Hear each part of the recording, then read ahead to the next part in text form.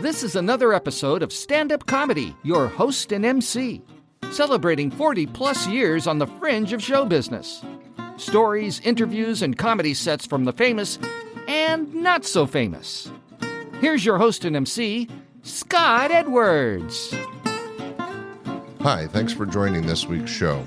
I've put together another great series of comedy entertainers coming up to you as opening act, feature act, and headliner, much like you would experience at a professional comedy club. This show is going to feature headliner Jerry Seinfeld, who you've all heard of, who was a regular at my club, Laughs Unlimited. The featured act is Ed Solomon, very special guy. I'll tell you more about him later. And our first act for this week's show features a very talented young comic who used to hang around the club a lot back in the 80s. He started in Sacramento, ended up working out of San Francisco a lot, and now is a very talented musician out of Los Angeles, California. We really liked him as a great guy and a very funny guy. Please enjoy the set from Chris Hobbs.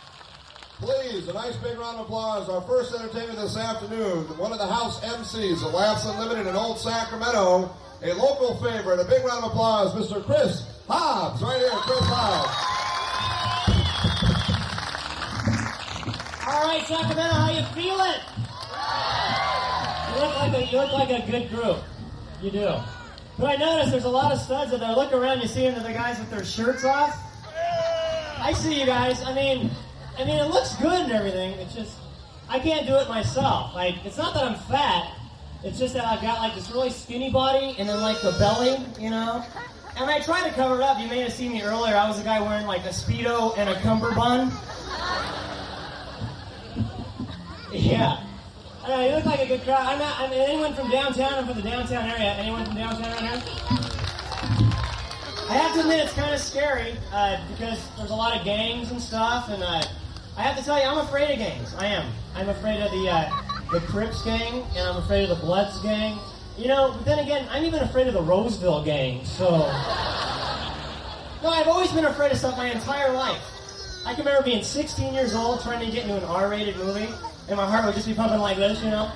And I turned 20, and I was trying to buy a beer, and I was just really freaking out. I mean, what's going to happen when I'm only 59? I'm trying to get that senior citizen special at Denny's, you know? A lot of people say the reason I'm like this is because of the fact that, well, I was kind of raised in an overprotective environment. Well, I was raised by old people. Not like a whole village of old people, just like two. And it was really boring, especially when my grandma's friends would come over. Because every time my grandma's friends come over, it's like the same conversation every time, you know? It's like, my Chris, how you've grown. Boy, you're handsome. I tell you, if I was 30 years younger. They're always so honest and sincere. I feel like I have to be honest and sincere back. It's kind of like, gee, Mabel, you sure have shriveled up. But you're still really pretty, I tell you. If I was about 100 years older... Well, my grandma's a sweetheart. She really is. In fact, last week was her birthday. I saved all the money I've made in comedy so far, and I got her a blue velour shirt, you know. She was so excited, though. She walked around the house all day going, dark blue, light blue, dark blue. I got so excited, I like ran up to her hair and went, dark blue, light blue, dark blue. My grandma's a sweetheart. She's originally from Germany, and then like she traveled. I mean, she's originally German, then she came over to America. So it's kind of an interesting story. But if you know any older German people, I noticed some older people. Is there any older German people here? Don't be afraid. No, the thing about older German people, they all have the strong German attitude. They think they know everything. My grandma, 70-year-old German lady, she even thinks she knows about baseball. She knows nothing about baseball. I could hear her last weekend. We'll listen to the baseball game in the other room. All I hear is, home run! And like 10 seconds later, home run! It's like, Grandpa, you better go in there and explain instant replay again. Anyway, you guys like music? I brought a guitar. Would you like to hear a song?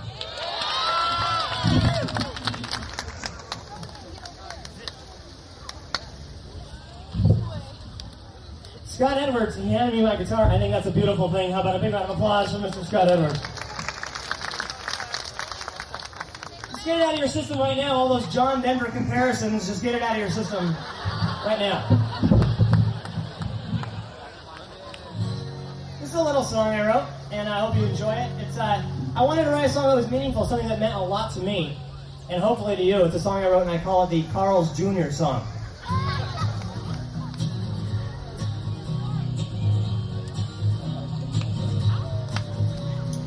When I was 13, hung out at the skating rink, I asked my mommy, what will I be? She told me, you're gonna be a Carl's Jr. burger flipper, polyester brown shoes. I'll even make a bet you're gonna wear a hairnet, always be a loser.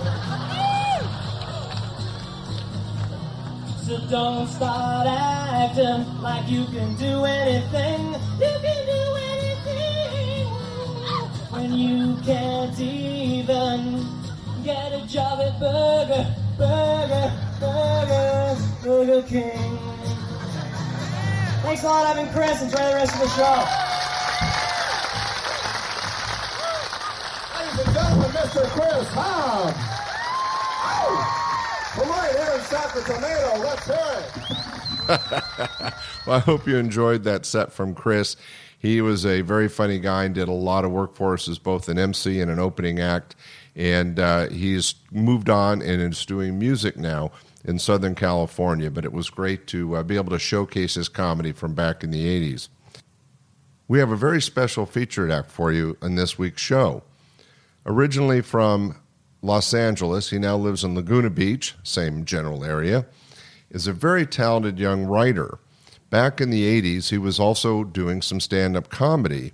And what's interesting is I would talk to him several times after the show and compliment him on his quality writing, but he was struggling with the performance. And I actually suggested to him, not that it had any bearing on his future, that he was a really good writer and maybe focus that way. Well, I'm sure I had nothing to do with it, but this gentleman did continue writing and has written such movies as Bill and Ted's Excellent Adventure. He was the writer for Men in Black. He also did a lot of the writing on Charlie's Angels, and in the late 80s was a regular head writer for the Gary Shandling Show. Ladies and gentlemen, I think you'll enjoy hearing his comedy. Ed Solomon. Anyone get Trivial Pursuit? Oh, there's a good game. So I don't understand the concept of this game. It's like pay like $39.95 to feel like an idiot. It's like, because how come it's like every question you get is like geography. What is the exact latitude and longitude of Bengal? And then like your opponent always gets questions like geography. What planet are we on? Oh man. Did everyone have Christmas dinner at home and all that stuff? Anyone have same thing like Thanksgiving dinner at home? It's always the same thing. Now, is it just me? I don't think so. I'm 24 now. When I go home for like Thanksgiving dinner and stuff, they still stick me at the kiddie table. Do you know what I'm talking about? It's like the aluminum card table. They like throw a sheet over it. You put your elbow on it. Everything like slides down to. And every year they tell you when you grow up, you move up from the kiddie table to the adult table. When you grow up, yeah, that's bullshit. Okay. Let's face it, folks. The only way you move up from the kiddie table to the adult table is if someone at the adult table dies. Sad but true. I'm sitting there going, Grandpa, boo!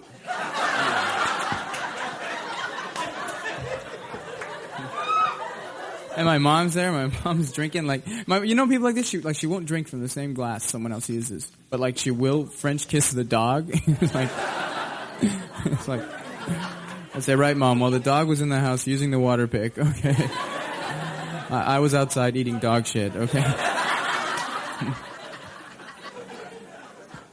So we're at the dinner table, right? And like when I was a kid, it was like the adults would drink like wine and champagne, and they'd give the kids sparkling cider.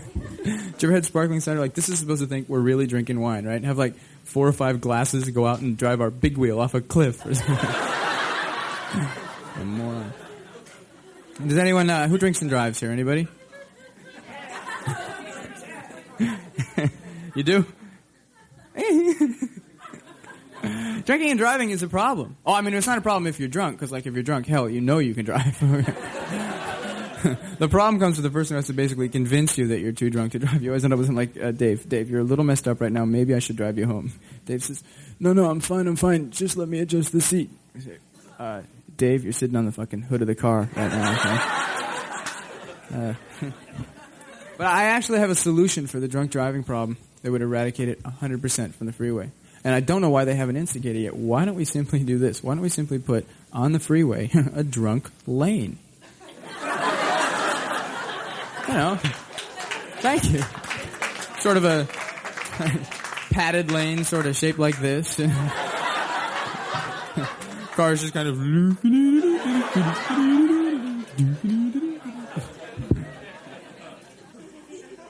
I want to read you an honest-to-God question from the California driver's test, and I want you to tell me if you think this is not possibly one of the most difficult things you've ever seen. Question number 1, honest question. What does this sign mean? No right turn. A, no right turn. B, deer crossing. C, turn left into the oncoming traffic. I missed this one. I put none of the above. Some of these are incredible. Like, what do you think? Okay, number 2. No, all right, that's 3. 2. Driving under the influence of any drug which makes you drive unsafely is A, fun. B, okay on weekends. But watch out for those roadblocks. And of course, C, okay, but you must be willing to share it with everyone on the freeway. Yeah, okay. How about this one? Number 3, pedestrians using guide dogs or carrying white canes. A, should be ignored. They're just trying to attract attention. B, should be considered armed and extremely dangerous. And of course, C, are blind, drive by and yell, how many fingers am I holding up? Well, Ed was a very funny guy. He may have been a little weak in the presentation part of the comedy set, but when it came to his writing, he was genius, as was proven by his many very successful movies coming in the late 80s and through the 90s and continues today. He is still one of the most successful television and movie writers in Hollywood today. I hope you enjoyed his comedy. And now, coming up, our headliner, a gentleman that really doesn't need any introduction. He is world famous for his TV show, Seinfeld. That's right. Jerry Seinfeld was a regular at Laughs Unlimited for many years, and then he started his series in conjunction with Larry David. You may not know, but he was also the head writer and starred in the Bee Movie, an animated piece that was really popular in the early 2000s. Now he's got a TV series on Netflix called Comedians in Cars Getting Coffee. I've had a chance to see many of the episodes, and Jerry continues to be one of the funniest men in the universe. Before we get to his comedy set, I wanted to share a little background information on my relationship with Jerry. We met through a mutual friend, George Wallace. Jerry had just come out from New York and was doing small guest appearances on TV shows, talk shows, and was a semi-regular on the TV show Benson. He was always very funny, clean, easy to work with, and one of the best late-night comedy guys in the business. But what really impressed me about Jerry was that after the first season of the Seinfeld Chronicles, later known as Seinfeld, he was really starting to take off, but he had to cancel a gig because of production. It was very special because many acts cancel for bigger events and shows, but they don't usually do makeups, and especially when hitting it so big. But not Jerry Seinfeld. After he had a hiatus on the first season of the Seinfeld Chronicles, Jerry gave me a call and said he owed me a weekend, and he came up and worked a special 3-day weekend. It was really exciting for the club, the audience, and I really appreciated the effort on his part. He's a stand-up guy in many ways. What's great about Jerry is he has a natural ability to see funny things in our normal life and point out what's exceptional about it and what makes it funny. Anyway, We hope you enjoyed that little piece of background. Now let's hear some great stand-up comedy from the star of this week's show, Jerry Seinfeld. Thank you very much. Well, this is very exciting for me here. And I was just visiting my parents. They live in Fort Lauderdale, Florida. I just made it here. I love my parents, I really do. I have a great time when I see them. I'll give you an idea of the kind of home I came from. In my house, in my mother's bathroom, on top of the toilet, there was an extra roll of toilet paper, and it had a little knit hat with a pom-pom on it. To me, that says it all. You know, I don't know if she didn't want people to see we had an extra roll, or she didn't want them to see we had an extra hat. That's what it was. Of course, now I have my own apartment, and that's nice.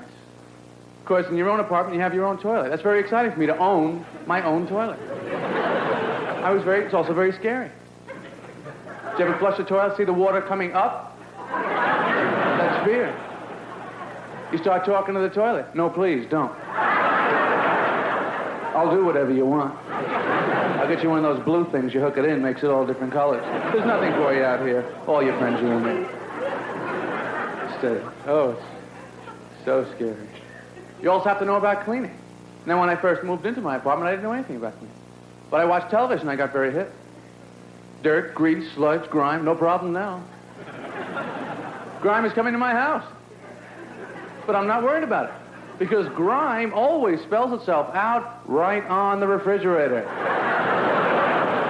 It says grime, I know what's happening. You also have to know about apartment security. Locks and things. I had one of these locks. My mother made me get one of these locks it's called a police lock. Has anybody ever heard of this? It's like it's a bar that actually braces in between the door and the floor of the apartment.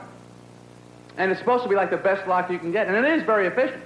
Because once the crook breaks into your apartment, this gives him something to beat you with. He's done sooner, you're home earlier, everyone seems to think it's best. I tried plants. I couldn't really get it going with plants. Now, the best I could do was to get plants to die slowly. You know, I had a plant committed suicide on me. Came home, I found him hanging from a macrame noose. The pot kicked out from underneath. He left me a little note, too. I hate you and your albums. I really felt bad. But then when you go back to visit your parents, you have to readjust again. I had to buy pajamas. Pajamas are pretty funny clothes. Have you noticed how they style pajamas? They're very funny. They always make pajamas look like a tiny suit. You know, they give you a little collar, button down, breast pocket. Now there's a useful item. Anybody using the breast pocket on your pajamas? What do you put, a handkerchief in there? You put a pen in there, you roll over in the middle of the night, you kill yourself. I don't see the point of it. The only problem I ever had with my mother, though, was she would disguise food on me when I was a kid, you know, to get me to eat things that she wanted. Did you ever have this happen? It never works. Look, Mom, I know it's liver. I don't know how you got it to look like Cocoa Puffs. You did some good work there, I'll give you that. But you didn't get past me. You've been very nice. Thank you. Good night. Jerry always was and continues to be one of the funniest men on the planet, and I'm sure you're aware of all his many credits and successes over the last several decades. But not only was he the star and head writer for Seinfeld and is currently doing Comedians in Cars Getting Coffee, but he continues to do stand-up comedy around the country and the world. In fact, he's still doing regular stand-up sets in concerts from coast to coast each and every month. So keep an eye out. Maybe Jerry Seinfeld will be at a theater near you soon. Well, thanks for listening to this week's podcast. We hope you enjoyed these last three comics, Chris Hobbs, Ed Solomon, and Jerry Seinfeld. Please share this podcast with your family and friends. Check out our website, www.standupyourhostandmc.com, for more information and other podcasts. Thanks again. Be sure to share and rate. We'll see you next week. Bye. We hope you enjoyed this episode of Stand-Up Comedy, Your Host and MC. For information on the show, merchandise, and our sponsors, or to send comments to Scott, visit our website at www.standupyourhostandmc.com. Look for more episodes soon and enjoy the world of stand-up comedy. Visit a comedy showroom near you.